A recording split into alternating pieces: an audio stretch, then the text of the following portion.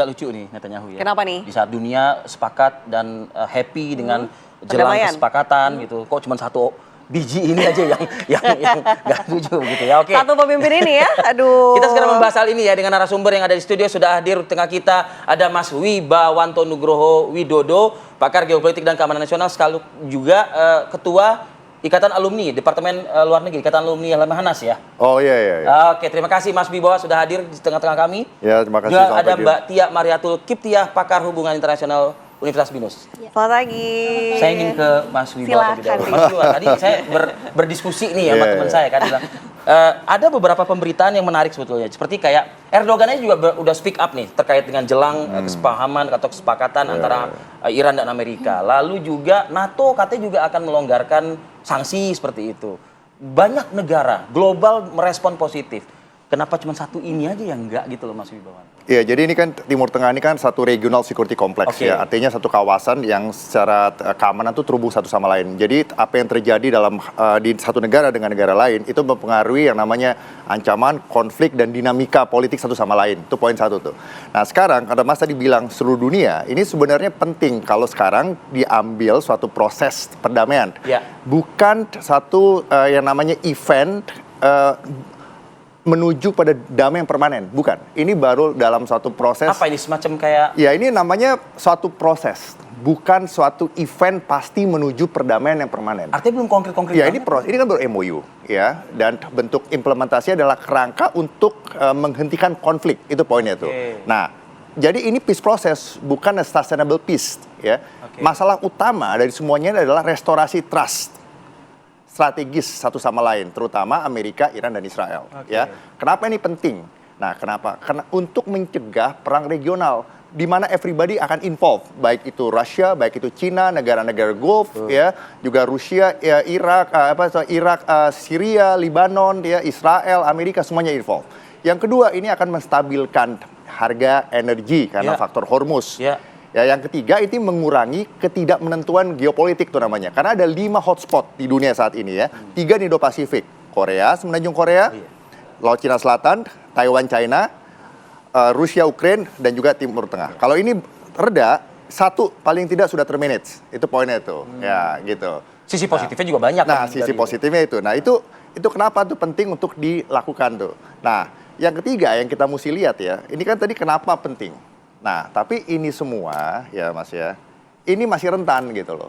Kenapa? Karena adanya defisit strategic trust satu sama lain yang saya bilang. Yang kedua, isu nuklir. Nuklir ini kalau dari Iran perspektifnya, ya kami mempunyai hak untuk membangun kekuatan nuklir untuk kepentingan damai. Ya, sementara dari versi Amerika dan Israel mencurigai itu, bahwa itu arahnya akan menjadi kejahatan nuklir. Itu poin itu. Yang ketiga, faktor ekonomi. Nah, faktor ekonomi Iran itu juga pengen cepat mendapatkan akses kepada frozen asetnya, aset yang dibekukan itu. Ya, dan juga pelonggaran sanksi ekonomi. Untuk apa? Untuk pemulihan ekonomi pasca perang gitu. Nah, yang keempat adalah faktor-faktor yang melibatkan negara-negara lain, baik itu Iran, baik itu negara proksi, ya, yang tidak bisa 100% dikontrol gitu loh. Karena apa? Misalnya faktor domestik politik. Netanyahu bilang berubah semuanya. Yang kedua, faktor nuklir yang belum dipercaya satu sama lain. Faktor nuklir ya. Ya kan? Nah, akhirnya faktor proksi. Proksi-proksi yang belum bisa terkontrol. Dan akhirnya apa? Pelanggaran implementasi. Nah, itu poinnya. Jadi, skenario yang mungkin itu, yang paling pesimis nih, kalau kita bicara pesimis, ini akan runtuh. Ini pesimis. Ya, runtuh ya, karena faktor politik domestik, karena faktor nuklir yang belum terverifikasi, dan yang tadi saya jelaskan. Tapi yang paling realistis, kalaupun ini ditandatangani, bukan masalah penandatangannya, tapi setelah itu bagaimana trust itu dibangun. Nah, makanya mungkin tidak akan perang terbuka, ya, tidak akan ada perubahan yang ekstrim, ya, tetapi ini menjadi instabilitas yang terkontrol gitu. Nah, apa sih instabilitas yang terkontrol itu? Ya, tetap ada namanya irregular competition, tetap ada special operation, low intensity conflict, perang-perang asimetrik, perang cyber, perang intelijen tetap terjadi gitu loh. Tapi kan masih berdampak juga ke global ya Mas? Iya, itu pasti. Tapi lebih kurang daripada high intensity conflict yang terjadi sejak Februari. Yang paling ideal adalah jika ini masalah nuklir terverifikasi dengan baik mekanismenya. Itu poinnya itu. Nah, yang kedua akhirnya Hormuz dibuka, ya kan, ya kan, dan akhirnya normalisasi hubungan itu bisa lebih cepat terlaksana gitu. Dan Iran juga mendapatkan apa yang menjadi harapan mereka dalam hal ekonomi gitu.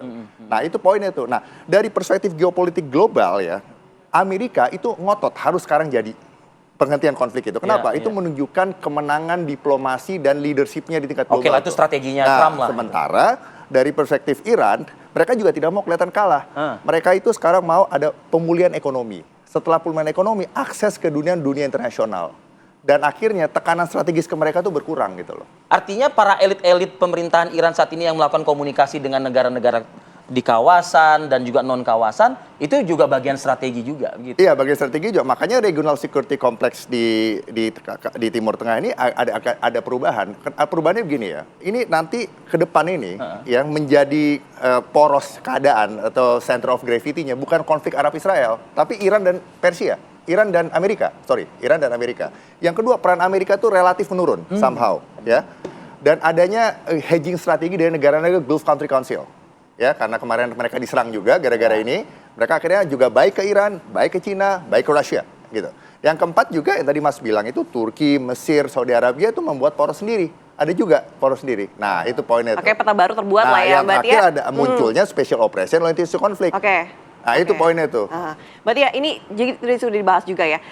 Karena perdamaian ini seringkali berhasil di atas kertas, tapi implementasinya gagal. Indikator seperti apa yang mungkin bisa kita pantau 30 hari, 60 hari ke depan? Mudah-mudahan saya melihatnya 50-50 ini. Karena kan ada 2 step nih Mas, Mbak. Step 1 itu adalah yang penting exit dulu, tanda tangan dulu, tekan dulu. Jadi bagaimana menciptakan perdamaian di kawasan, kemudian poin dari pencairan aset, kemudian pengurangan sanksi. Itu saja Iran udah senang. Udah di situ aja dulu. Jadi kita nggak ngomong dulu tentang uranium, Hormuz sudah pasti itu. Ya kalau uranium kan memang kan ada waktu 60 betul, hari. 60 hari. Jadi nanti di step 2 baru yang Pron, Lebanon, uranium yang berat-berat yang bikin Netanyahu marah yang tadi bilang Mas Arief itu satu-satunya orang yang tidak setuju begitu. Sekarang saya melihat ada itikat baik dari kedua belah pihak, didukung juga oleh dunia internasional, banyak Uni Eropa. narasi-narasi positif. Ya, semuanya hanya Israel saja. Semuanya dari mulai Gulf countries, kemudian daripada Uni Eropa semuanya sudah agree, bahkan Jerman dan negara-negara Uni Eropa, Prancis juga ya sudah mendeklarasikan bahwa mereka juga akan ikut serta untuk mencabut sanksi. Artinya memang ini bagus sekali untuk Iran. Di bawah sanksi saja ekonomi Iran cukup kuat. Bagaimana kalau itu dicabut? Kemudian asetnya dicairkan, ini luar biasa. Ini yang bikin Netanyahu takut, Mas. Ini kondisi... Hanya Netanyahu saja atau malah negara-negara Teluk juga takut seperti Arab Saudi? Oh tidak. Ini ada pergeseran politik. Jadi sebetulnya dilihat dari segi fisik serangan Amerika Serikat itu sepertinya membuat Iran terpuruk. Tapi ternyata ini mengubah peta politik di Timur Tengah. Artinya apa? Biasanya Iran itu terisolasi sendirian. Jadi negara-negara Teluk solid. Kemudian sekarang kita lihat Qatar juga sudah mulai melakukan kerjasama. Oman juga sudah bicara dengan next Hormuz ya dengan Iran. Saudi Arabia Mas 2023 kan sudah buka hubungan diplomatik dengan Amerika, padahal selama ini musuh bebuyutan atas provokasi Amerika Serikat. Oh sekarang tidak lagi. Cina juga main, caranya bagaimana invest tuh beberapa perusahaan Cina di Saudi Arabia. Sehingga apa yang dibilang Cina, Saudi nurut. Bahkan juga untuk mata uang energinya aja jauh berubah dari dolar menjadi ke yuan kan. Iya, jadi semuanya oke. Dan sekarang mereka mikir Amerika not the only one, tidak satu-satunya. Wah, kita bisa kerjasama dengan Cina. Ada kerjasama di bidang teknologi seperti Huawei. Itu kan invest di Riyadh begitu ya. Kemudian Neom, dia punya project. Ada diversifikasi ekonomi. Dia juga punya planning ekonomi ke depan. Dan Saudi dan negara-negara Teluk realistis. Apa Cina ini bisa paling mungkin. dibilang bahwa artinya Amerika itu sudah bukan adidaya lagi? Bisa jadi mengarah kepada multikultural, artinya tidak menjadi satu-satunya negara yang unipolar lagi, di mana kekuatan negara itu satu ya. Selama ini kan dikontrolnya oleh Amerika. Sosok Donald Trump banget yang mau kendor kayak begitu gitu loh ibaratnya. Ya sekarang kita ngitung berapa lama lagi dia jadi presiden, kan sudah tidak bisa lagi nanti ke depan kan. Sudah 2 kali loh Mas ya. Jadi artinya Trump ingin mengemas. Dia sedang mencari exit ways-nya juga. Betul, begitu. jadi dia ingin dia kan selama ini selalu jelas dengan Obama sebagai presiden terbaik Amerika Serikat, bagaimana itu bisa kegeser. Dia kalau perlu diberikan Nobel perdamaian karena mampu mendamaikan di kawasan, padahal dia juga biang keroknya begitu ya. Yang pertama kali menyerang kan begitu. Terus tiba-tiba muncul seolah hero sekarang ini. Jadi ya saya setuju tadi dengan Mas Wibawanto bahwa ini tidak permanen. Israel tuh nggak bisa. Bagaimana membiarkan Iran yang itu nanti akan mengancam supernitinya? Banyak loh Mas, Gaza juga. kemudian Houthi juga, kemudian bukan hanya persoalan Lebanon, itu akan terus menggerecoki Israel. Sementara Israel ingin establish sebagai negara, nggak bisa. Kalau Iran kuat ekonominya, supply lagi tuh ke Hezbollah, roketnya, senjatanya, trainingnya, informasi intelijennya, bahaya sekali untuk Israel. Makanya mereka sekarang panas dingin. Jadi bukan hanya Netanyahu, partai sayap kanan di Israel di Knesset, teriak juga. Itu kalau kemarin Mereka itu, kan Oktober ini kan pemilihan kan? betul. Nah itu masalahnya, Netanyahu itu hampir approve dengan yang diinginkan oleh Trump. Hanya saja sayap kanan di Knesset itu bisik-bisik kalau Netanyahu sampai approve apa yang diinginkan oleh Trump untuk damai dengan Iran, dia akan dilucuti juga. Masalah korupsinya kan banyak juga kasus Di dalam negerinya di Knessetnya. Jadi parlemen di Knesset juga tidak akan diam. Ini yang membuat Netanyahu gerah, dan bagaimanapun caranya Likud, partainya Netanyahu, koalisinya itu tidak akan diam. Tidak akan diam, pasti itu akan membuat bagaimana mereka memiliki strategi lain supaya perdamaian ini tidak terjadi. Jadi Trump ini ibaratnya strateginya exit dulu lah, yang penting tekan dulu. Persoalan setelah ditekan karena MOU itu tidak punya kekuatan internasional, tidak mengikat, suatu saat Israel ngebom lagi Lebanon, tidak masalah, siapa yang mau protes? Kalau ngebom lagi Lebanon, kalau menghancurkan lagi Lebanon, Iran marah, ya silahkan marah, kan sudah ditekan. Yang penting sudah ditekan, kondisi dunia senang, minyak turun. Hanya itu. Jadi sekarang aja udah -5 Iya, kan, turun 5 baru kan, belum ditekan ya, baru ngomong-ngomong doang dan ditekan semua. 10 kali ya nanti. Mudah-mudahan Mas. Saya ke Mas Wibawanto lagi, Mas. Celah-celah apa lagi Mas yang bisa menggagalkan pertemuan hari Jumat nanti itu di Jenewa, Swiss? Ya sebenarnya tadi Ya selain ini ya Netanyahu lah ya gitu misalnya. enggak gini, jadi regional security complex di Timur Tengah ini yang paling tua. Yang kedua adalah yang sebenarnya kalau kita di dalam HI ya, itu dikenal sebagai regional security complex yang standar. Artinya intervensi dari superpower, great power itu walaupun ada selalu ya di mana-mana di setiap regional security complex, mereka tuh punya suatu independensi untuk menentukan apa yang terjadi dalam regional itu. Independensi cukup kuat gitu. Ya karakteristiknya cukup kuat. Jadi memang kalau kita lihat strategi keamanan nasionalnya Donald Trump 2025, di situ dia udah bilang, saya akan menggunakan strategi burden shifting. Artinya apa? Beban untuk mengamankan regional security complex termasuk di Timur Tengah, di Indo-Pasifik dan lain-lain, termasuk di Timur Tengah ya, saya garis bawahi ya. Itu juga harus kita bagi sama-sama, jangan hanya dibebankan ke Amerika. Nah, itu. Jadi akan ada poros ya, ada poros-poros baru di dalam regional security complex Timur Tengah ini. Yang pertama adalah porosnya Israel, Abraham Accord tuh, ya. Gengnya di situ ya, termasuk dengan Amerika yang dan siapa yang mendukung Abraham Accord? Maksud Bahrain, UAE, Sudan, Mesir. Yang kedua adalah yang tadi Mbak Tia bilang, itu porosnya Iran dan proxy itu nggak akan hilang tuh. Nah itu bertentangan dengan poros pertama. Ya, poros ketiga itu Gulf Country Council ya, yang berusaha untuk bermain hedging. Dan juga ada poros baru lagi yaitu Mesir, Turki, Saudi Arabia gitu loh, beririsan. Nah, padahal Mesir tadi lu masukin di poros 1 tuh.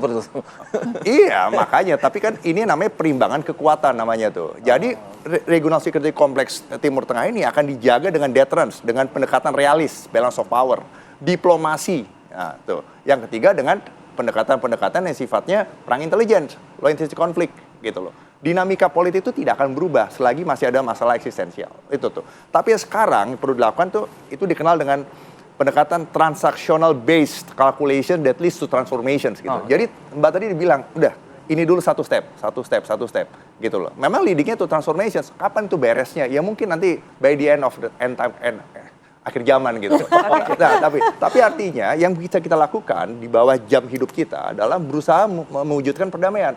Nah ini penting juga, saya mau kasih pesan buat Indonesia gitu.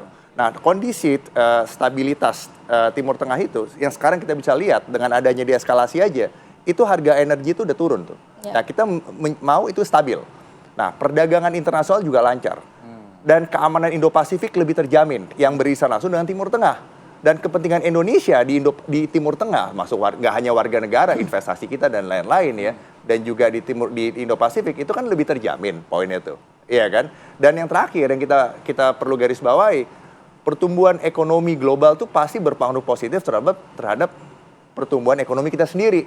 Gitu loh. Selain kita juga harus memperkuat ke dalam ya, ketahanan nasional, public trust dan lain-lain. Jadi Indonesia sekarang harus bisa bermain dengan ecudiscent diplomasi dengan poros-poros tadi. Kita tidak bisa. Di semua poros yang tadi Anda sebutkan. Iya, karena gini ya, kita tidak bisa menyelesaikan masalah kalau kita tuh benci kepada salah satu gitu loh. Kita mau bela Palestina, kita benci sama Israel nggak bisa. Kita mau benci sama Palestina juga nggak bisa, nggak boleh gitu loh. Kita harus mengerti semuanya secara komprehensif karena kita tuh aktor luar di luar regional security Kita anggap complex semua ini. kawan dong gitu berarti Mas. Ya bukan, kita anggap semua itu adalah counterpart negara, aktor negara dan aktor non-state. Karena kita gitu. tidak bisa memilih satu saja gitu. Nah, nggak bisa. apalagi sekarang dalam perspektif Sided gitu, perspektif keamanan itu tidak hanya state based, tapi juga non state based gitu loh. Ya, secara negara mungkin berkonflik antara satu ibu kota dan ibu kota lain, Jakarta dengan Tel Aviv, Jakarta dengan Teheran, Jakarta dengan Washington misalnya ada pertentangan. Tapi kan warga negara belum tentu. Nah, negara-negara dunia itu globalized dan ada namanya interaksi kultural, multikultural. Nah, yang sekarang di Timur Tengah ini memang di envision juga oleh Trump di Strategi Keamanan Nasional 2025.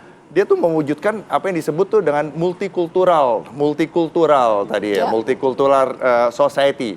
Nah, supaya tidak bertabrakan dengan pendekatan Xi Jinping, rising power nomor 2. Nah, kenapa? Karena Xi Jinping juga mengatakan Anda Barat, kami Timur, kita tidak harus clash gitu poinnya itu. Ya. Nah, karena kondisi sekarang ini antara ruling power Amerika dan rising power China nomor 2 itu budayanya berbeda. Ya, Beda dengan betul. di era Perang Dunia 1 dan 2 atau khususnya Perang Dunia kedua. 1 kedua itu kan Inggris mulai turun. Ya. Nah, Inggris itu kan punya 3/4 dunia tuh loh.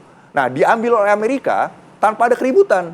Karena mereka basic kulturnya sama. Karena orang Amerika adalah banyak orang Pada Inggris yang saat imigran itu. ke Amerika. Nah, Ya. gitu loh. Jadi sekarang ini tantangan untuk konflik itu ada. Nah, saya mau garis bawahi bahwa sebelum perang Ukraina Rusia, anggaran pertahanan dunia itu paling tinggi sejak perang dingin yang saya katakan. Nah, ini menunjukkan bahwa persaingan irregular antara ruling dan rising power itu sudah panas sebenarnya, gitu loh. Ini adalah manifestasinya dan ini adalah pengereman. Jadi ini bukan masalah bisa tanda tangan apa enggak. Yang tadi Mbak bilang tuh udah benar, bisa tanda tangan, itu gampang tanda tangan. Yang susah itu adalah bagaimana Washington dan Teheran itu merestorasi Nah, itu. strategic trust yang sudah defisit selama 5 dekade. Dan melibatkan banyak aktor tadi yang saya bilang kan, kenapa ini rapuh? Karena isu nuklir dan lain-lain kan. Ya kenapa? Karena tidak ada trust. Karena isu nuklir. Karena Iran mengejar pertumbuhan ekonominya. Kalau dia kuat secara ekonomi, ya dia bisa menjadi kekuatan Dia bisa. baru. Yang keempat adalah faktor-faktor stakeholders lainnya. Baik itu Israel, baik itu Gulf Country Council, dan proxy yang ada di situ. Nah, jadi ini bukan sesuatu yang gampang dan mungkin tidak akan selesai di eranya Trump. Tetapi Trump tidak akan berhenti sampai 2028 berusaha mengubah orientasi geopolitik Iran supaya semakin kompatibel gitu loh. Dan memang momen ini momen penting sejak 2015 Presiden Obama mendatangi JCPOA, Ya.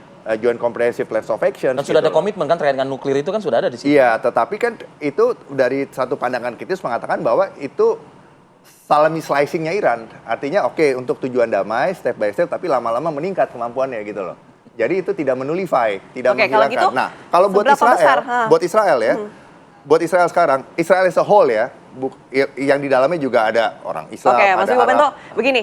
Lebih baik perang sekarang daripada perang nanti. Oke. Menurut Netanyahu lebih baik berapa gitu. berapa besar kemungkinannya kelompok-kelompok garis keras kemudian akan menghancurkan implementasi yang kemudian akan dilakukan nanti Jumat kalau jadi benar ya oleh Amerika Serikat dan 20%. juga udah 20%. 20%. Nanti kita bahas ya lebih lanjut di Nyangkut 20%. Iya, 20%, Tapi ini enggak, apa 20% saja hancur. faktor-faktornya? Iya, Tapi 20% nanti ya, hancur. nanti dijawab, kita jeda terlebih dahulu. Saya 50 jeda kami tantangan kembali. dulu. Strateginya itu. Ya, untuk mengetahui perkembangan terbaru dari Amerika Serikat, kita sudah bergabung dengan Yandri Subekti, kontributor kami di New York, Amerika Serikat. Yandri, informasi terbaru Yandri menjelang pertemuan hari Jumat mendatang yang akan dipimpin ya kabarnya oleh JD Vance dan Kushner dan juga Witkoff ya. Ini apalagi yang bisa kita peroleh untuk pemberitaan terkait hal ini? Arif Fadil dan Ana serta pemirsa TV One, update hingga malam ini pukul 9 malam hari Selasa 16 Juni di Amerika Serikat. Memang warga Amerika Serikat sedikit lega, namun di Kongres sepertinya masih ada perbedaan yang cukup kuat. Seperti tadi misalkan di Senat dilakukan pemungutan suara darurat untuk meloloskan undang-undang pembatasan kewenangan Trump dalam menggunakan militer dalam konflik di Iran, di mana hasilnya kali ini 47 mendukung dan 48 menolak. Artinya rancangan undang-undang yang hanya selisih 1 suara ini ditolak ataupun tidak disetujui di tingkat Senat. Sekali lagi, meskipun ini masih melalui proses yang panjang, pemungutan suara yang terjadi di Kongres, baik itu di DPR yang beberapa waktu yang lalu, sebagian besar dari anggota DPR mendukung untuk diberlakukan atau dibatasinya kewenangan presiden dalam menggunakan militer dalam konflik di Iran. Namun ternyata hari ini di tingkat Senat ternyata hanya selisih 1 suara mereka menolak. Masih ada perdebatan seru terkait dengan penanganan ataupun keputusan dari nanti terkait dengan penandatanganan 19 Juni. Seperti misalkan di Kongres mereka melihat bahwa hingga saat ini Gedung Putih masih belum memberikan secara detail, secara rinci atau transparan dari poin-poin apa nanti yang akan ditandatangani. Dan juga hal ini juga sepertinya dikonfirmasi oleh Trump secara tidak langsung tadi dalam pertemuan G7 di Prancis, di mana Trump menyatakan bahwa dia tidak mengetahui kalau ini merupakan suatu langkah ataupun aturan undang-undang di Amerika Serikat, di mana terkait dengan keputusan perjanjian dengan Iran terkait nuklir, ini Kongres harus menyetujui terkait juga dengan selama belum ada persetujuan dari Kongres terkait dengan kebijakan atau kesepakatan terhadap pembatasan nuklir, maka Kongres ataupun Gedung Putih ini tidak boleh melakukan pelonggaran terkait dengan pemblokadean atau dalam artian pembekuan aset ataupun langkah-langkah yang telah diambil Amerika Serikat selama ini. Namun Arif Fadil dan Anati Alita, mungkin ada sedikit yang hal melegakan juga bagi warga Amerika Serikat, di mana beberapa hari terakhir ini setelah adanya kepastian ada kesepakatan penandatanganan antara Amerika dengan Iran, meskipun nanti penandatanganan pada 19 Juni, harga BBM di Amerika Serikat sudah mulai cenderung turun berturut-turut beberapa hari ke depan, dan hingga hari ini sudah mencapai $4 lebih 5 sen per galon, atau hanya sekitar kalau dirupiahkan 19.000 per liter dengan oktan yang rendah. Ini cukup membanggakan atau melegakan sekali. Ada penurunan sedikitnya 10% dari beberapa hari terakhir, meskipun ada perbedaan sekitar 25% sebelum adanya operasi militer. Ini adalah merupakan gambaran juga bahwa apa yang dilakukan atau pilihan kebijakan dari Trump saat ini untuk mengakhiri konflik dengan Iran melalui jalur dialog ini sudah mendapat respon positif di ekonomi Amerika Serikat, meskipun hingga saat ini belum ada informasi laporan resmi tentang tingkat inflasi. Namun kita lihat perkembangannya nanti, apakah nanti 19 Juni ini akan benar-benar ada penandatanganan hitam di atas putih sehingga resmi menjadi kekuatan hukum, sehingga hingga saat ini pun warga Amerika Serikat maupun Kongres masih menunggu nanti tinggal beberapa hari nanti apakah 19 Juni penandatanganan ini merupakan jargon-jargon optimisme yang mungkin berbeda dengan kondisi di lapangan seperti beberapa hari terakhir, ataukah memang benar-benar merupakan akhir dari penyelesaian konflik antara Iran dan Amerika Serikat. Arif Fadil dan Ana. Oke. Yandri, mungkin singkat saja, bagaimana dengan perspektif dari masyarakat sendiri melihat akan adanya perjanjian perdamaian ini? Apakah melihat Iran dengan terobosan baru atau malah ada skeptisisme yang masih tersimpan di masyarakat Amerika terhadap Iran?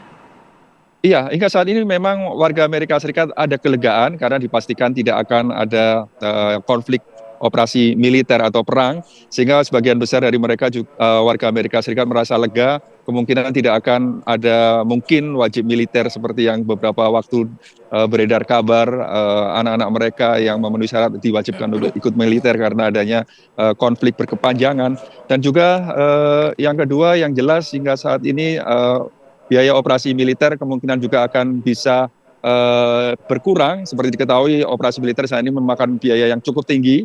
Selain itu juga ada kekhawatiran seperti diketahui masih belum ada kepastian apakah poin-poin nanti yang akan ditandatangani ini termasuk juga terkait penyelesaian nuklir. Karena nuklir ini sebenarnya adalah merupakan poin atau perhatian yang sangat diutamakan, terlebih hingga saat ini pun Kongres masih menuntut transparansi dan juga memaksa ataupun berharap agar Gedung Putih tidak memberikan konsekuensi konsensus yang berlebihan sebelum melihat bagaimana nanti penyelesaian terhadap uranium. Meskipun dalam MOU nanti menurut kabar yang beredar ada waktu 60 hari untuk menyelesaikan beberapa tahap atau yang lain termasuk juga terkait dengan penyelesaian uranium. Ana dan Arif Fadil, nanti kita akan pantau terus bagaimana perkembangan beberapa hari ke depan, mengingat seperti beberapa hari ini sangat dinamis sekali pergerakan ataupun perubahan yang terjadi di lapangan maupun di tingkat perundingan yang terjadi yang dimediasi oleh Pakistan. Kembali ke studio. Baik, Yandri. Terima kasih Yandri. Jaga kesehatan juga ya. Karena Yandri tidak hanya memantau juga perkembangan dari Amerika Serikat terkait dengan konflik di Timur Tengah, tapi juga pesta bola dunia yang juga menjadi perhatian Yandri Subekti. Sebagaimana Amerika Serikat sebagai tuan rumah. Terima kasih Yandri. Terima kasih Yandri. Selamat pagi waktu Jakarta. Kita lanjutkan lagi diskusi kita ya. Usai jeda, tetaplah bersama kami. Ya, kita sambung ya. Perbincangan tadi sempat terputus ya, Vi. Ya. 20%. Kata Mas Wibawanto, ini kemungkinan dari kelompok garis keras menggagalkan implementasi. Apa saja itu? Kenapa bisa 20%? Ya, ini ada empat kategori kepentingan sekarang. Poros Israel itu kepentingannya adalah mengeliminasi sumber ancaman dari Iran. Tuh, poros Israel ya. Porosnya Iran itu adalah deterrence dan survival. Dia harus punya kekuatan itu tetap, ya. Yang kita udah bahas selama ini. Yang ketiga adalah porosnya Gulf Country Council. Itu maunya adalah pertumbuhan ekonomi, stabilitas Timur Tengah, dan stabilitas harga energi. Sama dengan China sebenarnya. Dan to some extent sama dengan Rusia gitu. Nggak mau perang terbuka. Yang keempat adalah kelompoknya Turki, Mesir, ya, dan juga Pakistan yang mau ada kekuatan penyimbang baru. Jadi kalau dipadu ini, ya, keluarlah yang namanya possibility akan hancur nih, kesepakatan yang nggak akan jadi itu 20% gitu. Batal gitu? Ya, batal gitu loh ya, 20% gitu. Tetapi yang paling realistis, setengahnya 50% itu mau ditantangan dulu. Nah, dari proses transaksi ini ya diharapkan menuju proses transformasi, yaitu apa? Adanya restorasi strategic trust yang defisit antara terutama ya, antara poros Iran dan poros Amerika. Poros Iran dan Amerika. Probability-nya. Nah, kalau mau ideal, yang semua langsung terwujud, tanda tangan, langsung verifikasi nuklir, pelonggaran sanksi, ya, dan secara bertahap, dan Iran dikasih lagi akses ke aset-aset yang dibekukan, gitu ya, dan normalisasi hubungan, artinya cairlah semua lah gitu ya. Ya, itu 30% chance-nya. Mungkin itulah akhir zaman. Itulah akhir zaman. Saya konsisten sih 50% ya, tanda tangan. Tapi saya setelah itu. Nah, iya kan sama 50% kan? Oh iya, jadi sama ya kalau di restoratif yang tadi kata Mas. Setelah itu justru panjang dan saya pikir justru tiba-tiba Israel sekarang aja meletup-letup kan, ada serangan-serangan terus ke Lebanon. Artinya memang tidak bisa dipegang dan itu hak Israel. Bahkan Netanyahu sudah bilang, kita tidak ikut kok ke perjanjian MOU itu. Itu jelas sekali, dia akan lepas tanggung jawab, artinya itu setelah ditekan pun akan menyerangnya tidak masalah. Tapi kalau misalnya proksi yang dikatakan Mas Wibowo tadi itu terbentuk tuh misalnya terutama di kawasan Teluk gitu ya, akan dikucilkan juga dong Israel kan seharusnya bisa begitu. Ya gimana dikucilkan ya Mas, sekarang Abraham Accord aja sudah terjadi, Uni Emirat, Bahrain kan sudah masuk. Turki teriak-teriak tadi Erdogan kan dia punya hubungan diplomatik lebih dulu loh dengan Mesir juga. Jadi gimana mereka teriak kayak politik identitas doang. Kenyataannya diplomatic relation Turki baik-baik aja, Egypt baik-baik aja. Persoalan Sinai dulu secara sejarah begitu ya. Jadi ya bagaimana ini realitasnya seperti ini. Jadi Erdogan bicara begitu, punya hubungan diplomatik. Kalau setelah nanti tanda tangan MOU begitu ya, apa faktor yang kemudian mungkin harus dicapai, verifikasikah, pencabutan sanksi, atau malah mungkin faktor politik domestik? Hormuz dulu, ketika diteken selesai Trump sudah bilang itu top of the topnya. Top of the topnya. Jadi Hormuz dulu itu dibuka. Nah, persoalan pencairan aset, kemudian sanksi, baru berikutnya. Terus ada juga istilah rehabilitasi juga kan kalau salah kan ya? Ya, ada saja ini simpang siurnya ya. Ada yang masalah Hormuz juga ada yang tetap bayar, ada yang free kembali seperti semula tanpa teks, tanpa fee dari Iran begitu ya.